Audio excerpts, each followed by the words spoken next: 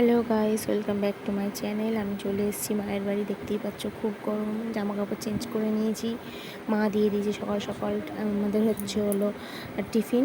তো টিফিনটা আমাদের নিয়ম কাজ অনেক, যেহেতু আমার ঠাম্মা এই বছর মারা গিয়েছিল, যার কারণে আমাদের নিয়ম কাজ সেরকমভাবে কিছুই হয়নি, শুধু একটা মাত্র জামাই বলে তাকে তো রাখতে হবে, ওই জন্য ডেকে খাওয়ানো।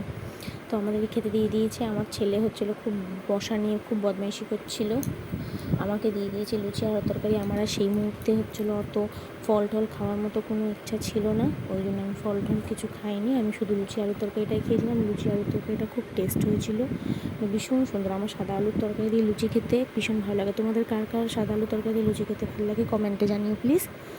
তো লুচি খাচ্ছি, তার কিছুক্ষণের মধ্যেই আমার ছোটো মাসি আর ছোটো মাসির দুটো মেয়ে ঢুকলো। ওরাও চলে এসেছে। তো আমার ছোটো মাসির সাথে আমার বাবা এটা খুব ইয়ার্কি মারছে, ও একটু দেরি করে এসেছিলো তাই ইয়ার্কি মারছে খুব। তো ঢুকে গেল, ঢুকেই আমার এই ছোটো বোনটাকে লুচি আর আলুর তরকারি দিয়েছে। ও লুচি আর আলুর তরকারি খাবে না, লুচি দিয়ে মাংস খাবে, যার কারণে চুপ করে রাগ করে বসেছিল। ঠিক আছে, বাই গাইস। ভালো লাগলে লাইক কমেন্ট শেয়ার করে দিও প্লিজ।